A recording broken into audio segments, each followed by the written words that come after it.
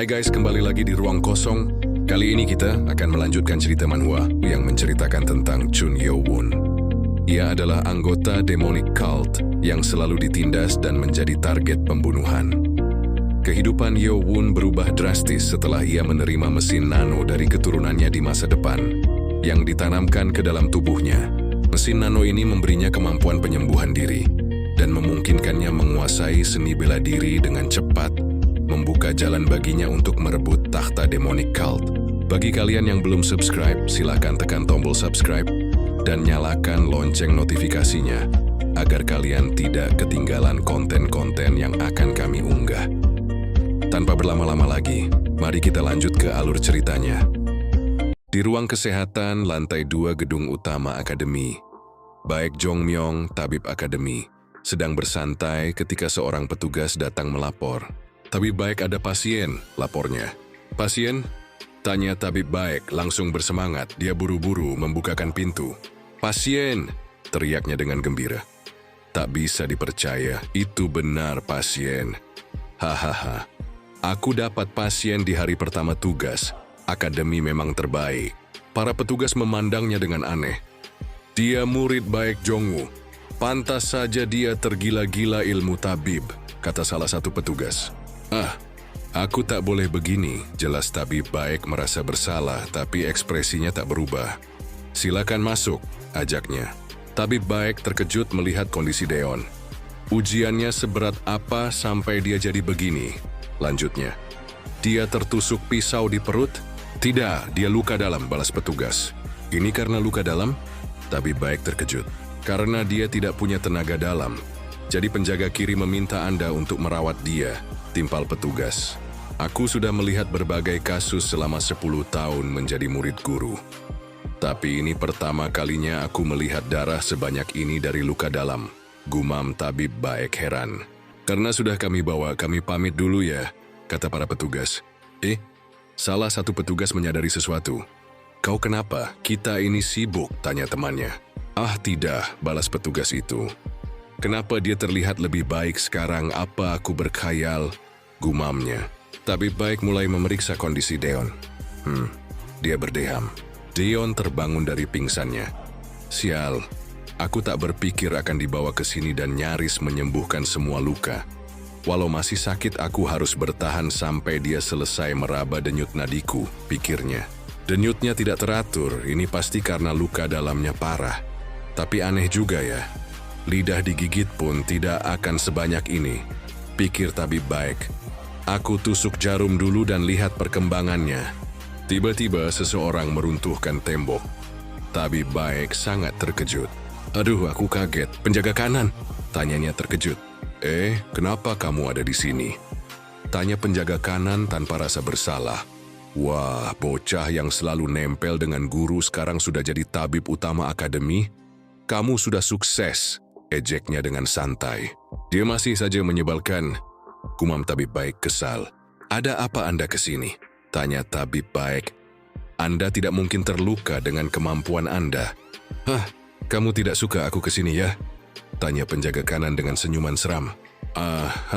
Tidak mungkin, silakan istirahat," jawab tabib Baek dengan nada bergetar.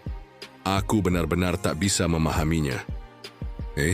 Lihat ini, sungguh menarik," kata penjaga kanan menatap Deon. "Apa? Kenapa dia datang ke ruang kesehatan? Jangan-jangan apa dia tahu aku pura-pura terkena luka dalam? Sialan, bau alkohol," gumam Deon dalam hati. "Kenapa kamu pura-pura tidur?" tanya penjaga kanan dengan wajah seram. Deon tak merespons. Penjaga kanan menggunakan sedikit energi dalamnya untuk mengangkat tubuh Deon. Dia bisa membangunkan orang tanpa menyentuhnya. "Benar dia penjaga kanan akademi," gumam tabib Baek terkejut. "Dia membangunkan tubuhku dengan energi dalam. Aku tak bisa bergerak seolah tubuhku terikat," gumam Deon dalam hati terkejut. "Kalau terus pura-pura tidur, ku hajar engkau. Tepat di wajahmu," ancam penjaga kanan. "Sial, aku ketahuan," gumam Deon. "Bagaimana Anda tahu?" tanya Deon. Hahaha, lihat dia. Dia menarik sekali." Penjaga kanan tertawa terbahak-bahak. "Kamu bukannya kaget melihat penjaga akademi, malah sok berani. Hihihi," lanjutnya menjahili. Deon menanggapinya dengan kesal. Penjaga sekelas empu, bisa tahu kamu tidur atau tidak hanya dengan mendengar napasmu, anak muda. Lanjut penjaga kanan. Dia tahu dari suara napasku, gumam Deon terkejut. Jumlah napas pria dewasa usia 15-20 tahun dalam 1 menit adalah 12-20 kali. Tapi Tuan bernapas 8 kali dalam 1 menit dan sangat normal. Jelas Nano menanggapi. Kamu tak perlu memberitahu hal tak penting, balas Deon masam. Hahaha, anak muda zaman sekarang hanya besar di luarnya. Tak ada yang benar, tapi kamu hebat juga. Lanjut penjaga kanan memberikan pujian. Hei, apa dia tahu aku berakting di lapangan tadi? Gumam Deon dalam hati. Bocah zaman sekarang semua nggak sabaran. Mereka cepat menyerah saat kesulitan sedikit, lalu memilih yang mudah. Lanjut penjaga kanan. Aku bukan bertahan dengan kekuatan pikiran. Gumam Deon dalam hati menanggapi. Tapi kamu punya kekuatan tekad dan pikiran itu. Lanjut penjaga kanan sambil menunjuk Deon. Penjaga, keadaan pasien belum baik, lebih baik dia diobati dulu. Potong tabib baik. Hei, ada orang tua yang sedang bicara. Bentak penjaga kanan kesal. Tiba-tiba Deon memuntahkan darah. Uhuk. Wajahnya tidak baik, gumam penjaga kanan. Kekuatannya terputus, gumam Deon. Akan kukatakan intinya, jelas penjaga kanan. Anak muda, aku menerimamu sebagai muridku. Lanjutnya dengan senyuman. Tabib baik menatap tajam penjaga kanan terkejut. Deon juga sangat terkejut. Dengan santainya, penjaga kanan tak menghiraukan mereka dan malah menenggak araknya. Apa maksud Anda? Tanya Deon. Maksudnya, aku menerimamu sebagai muridku. Penjaga kanan, balas penjaga kanan. Penjaga kanan, apa Anda tidak tahu siapa saya? Tanya Deon. Memangnya ada yang tidak tahu dirimu? Balas penjaga kanan. Kalau aku menjadi muridmu, orang dari 6 sekte akan membencimu, jelas Deon. Haha, lucu sekali. Aku ini penjaga yang mau menerima murid, memangnya apa urusan mereka? Lalu, walau tak ada kamu, mereka juga harus bersaing satu sama lain. Lanjutnya, ini kesempatan bagus bagiku, tapi apa ini juga jebakan? Gumam Deon dalam hati ragu. Tabib baik yang baru mengetahui identitas Deon terkejut. Ternyata dia adalah pangeran ke-7 itu. Yang terjadi di akademi kali ini adalah perebutan kelompok kecil. Jadi aku berpikir mereka pasti melakukan sesuatu kepadanya. Tapi mereka membuat dia terluka parah seperti ini. Jahat sekali, lanjutnya. Saya tak tahu harus berkata apa karena terlalu mendadak. Ditambah lagi, berada di bawah guru di akademi ini, timpal Deon. Hei, kamu ini membuatku seperti pengemis supaya kamu mau jadi muridku. Potong penjaga kanan kesal. Dia sangat curiga ternyata. Wajar, dia hidup seperti itu sebelumnya kan? Gumam penjaga kanan dalam hati sambil menenggak araknya. Oke, aku akan menawarkan sesuatu yang menarik bagimu, yang suka curiga, balas penjaga kanan. Deon terkejut. Kertas coklat apa ini? Tanya Deon. Anak muda, ini adalah hal paling kau perlukan untuk bertahan di akademi, timpal penjaga kanan menjelaskan. Kamu langsung masuk ke ruang kesehatan setelah masuk akademi. Apa kamu tidak khawatir tertinggal dari yang lain? Kamu bisa bertahan di tahap pertama dengan kekuatan, tekad, pikiran. Tapi apa kamu pikir akan bisa lolos tahap kedua padahal kamu tidak punya tenaga dalam? Lanjutnya. Itu, jawab Deon gagap. Kalau kamu ingin jadi pendekar, kamu harus selalu terdepan dari yang lain. Tapi sejak awal pun kamu sudah ketinggalan dan harus di ruang kesehatan selama 14 hari. Anak muda, selama kamu di sini, murid-murid yang lain sedang terus berkembang. Jelas penjaga kanan. Aku tak bisa mengelak. Tapi supaya tidak dicurigai, aku harus di sini beberapa waktu. Gumam Deon dalam hati. Apa kamu tahu bahwa si rambut merah yang mengirimmu ke sini? Tanya penjaga kanan. Rambut merah? Bukannya itu penjaga kiri? Gumam Deon. Bukannya itu karena saya luka dalam? Kalau luka, saya memang seharusnya dikirim ke sini, balas Deon. Tapi apa kamu tak merasa ada yang aneh? Jelas penjaga kanan. Kecuali kamu, anak-anak yang lain juga luka dalam. Kenapa mereka tidak dikirim ke sini? Tanyanya memberikan sebuah petunjuk. Orang Wulin yang menguasai bela diri. bisa menyembuhkan luka dalam dengan meditasi. Walau tentu saja akan lebih cepat bila dirawat tabib atau minum obat. Maksudnya, tanya Deon. Iya, karena yang lain sudah bisa meditasi. Mereka tak perlu dikirim ke sini bila menderita luka dalam, balas penjaga kanan. Jadi itulah alasan kenapa aku sendiri di ruang kesehatan. Karena aku tidak bisa meditasi, gumam Deon dalam hati. Akhirnya anak muda ini nyaris percaya padaku. Hihi. Sekarang saatku mengakhirinya, gumam penjaga kanan tertawa kecil. Kamu itu meditasi saja tidak bisa, katanya sambil menggebrak tempat tidur Deon. Apa kamu bisa mengobati luka dalam dengan cepat? Lanjutnya memojokkan. Bisa kok, kan ada Nano, gumam Deon dalam hati, acuh tak acuh. Sisanya sesuai perkataan penjaga kanan. Kalau mau ke tahap selanjutnya, aku perlu tenaga dalam. Deon tersentak menyadari sesuatu. Saya dengar setelah lulus ujian tahap pertama, kita dapat obat Maryongdan. Juga bisa memakai lantai 1 perpustakaan akademi.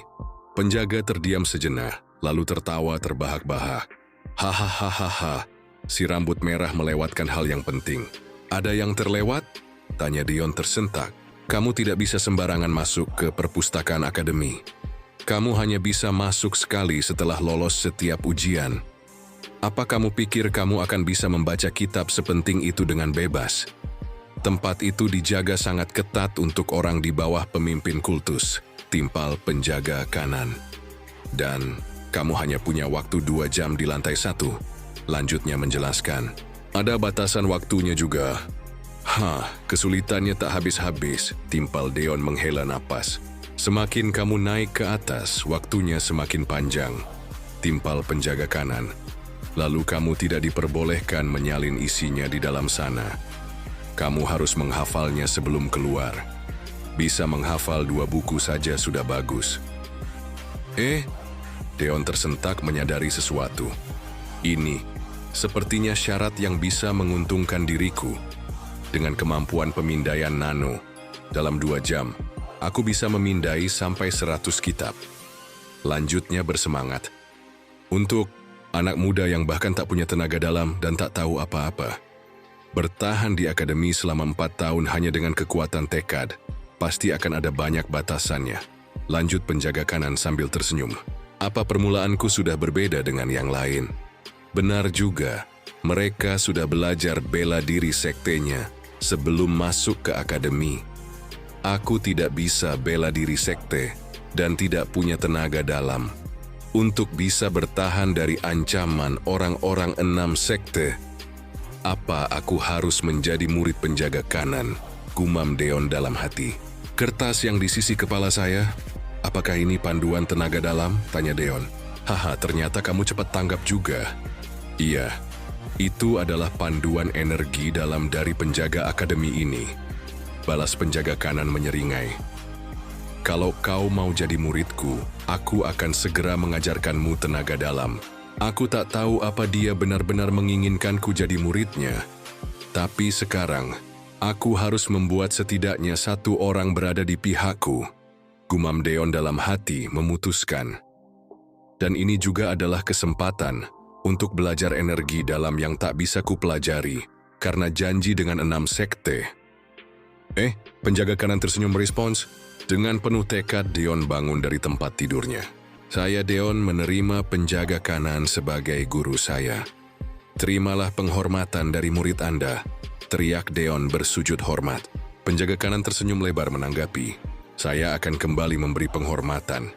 Jelas Deon dengan tubuh bergetar dan belum pulih dari luka dalamnya. Tak usah, kata penjaga kanan sambil mengangkat Deon dengan energinya. Kamu berdarah keluarga Chun. Kamu tak perlu memberi hormat pada yang lain kecuali kepada pemimpin kultus. Muridku, lanjutnya menegaskan. Hari ini kamu harus istirahat, jadi aku sebagai Bukan. Sebelum gurumu ini datang kembali, pelajarilah catatan itu. Lanjutnya mengakhiri perbincangan. Aku pergi dulu ya. Tolong rawat muridku baik-baik. Lanjutnya pamit sambil memukul tabib baik dengan pelan. Sakit tahu, gumam tabib baik masam. Senyum-senyum begitu, kenapa dia girang sekali?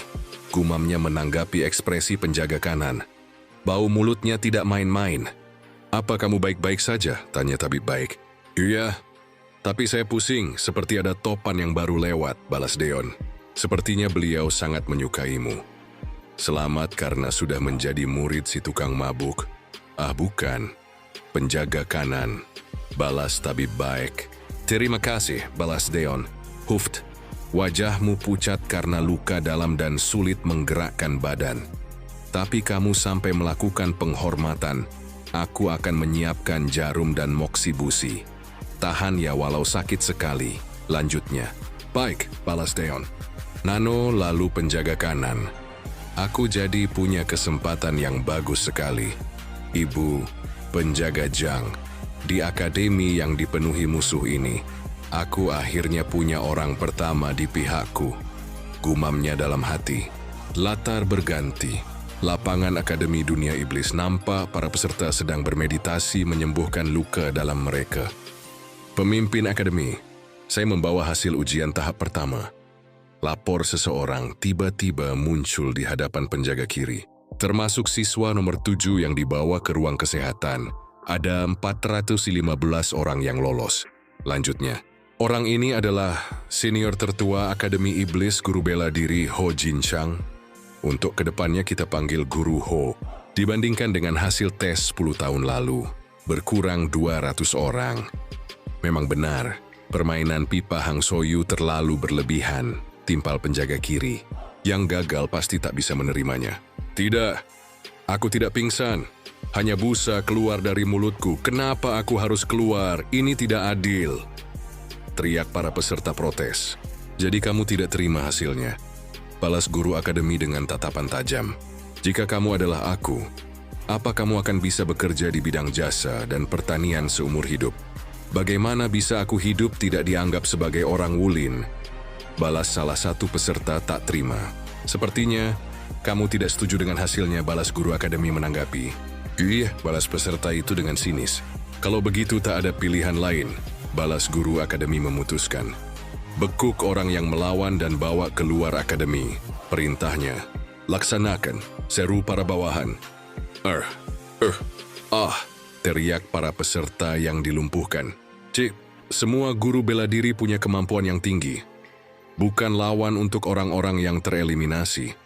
Jadi begini gara-gara kalian sombong, kata Guru Ho menanggapi.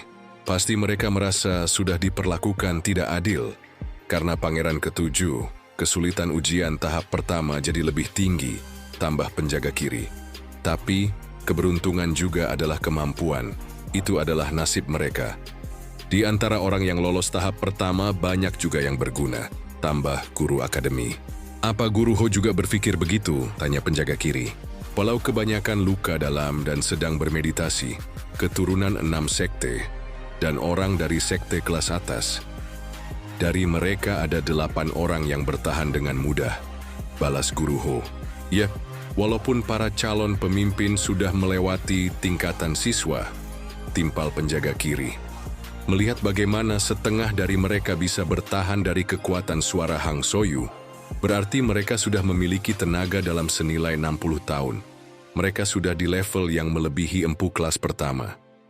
Pangeran pertama Chun Yeowon dari sekte sihir. Pangeran kelima, Chun Yuchan dari sekte pisau. Mereka bisa bertahan dari energi suara tanpa bergerak sama sekali. Rumornya perebutan pemimpin kecil kali ini datang dari sekte sihir dan sekte pisau. Sepertinya, ini akan menarik sekali. Hahaha.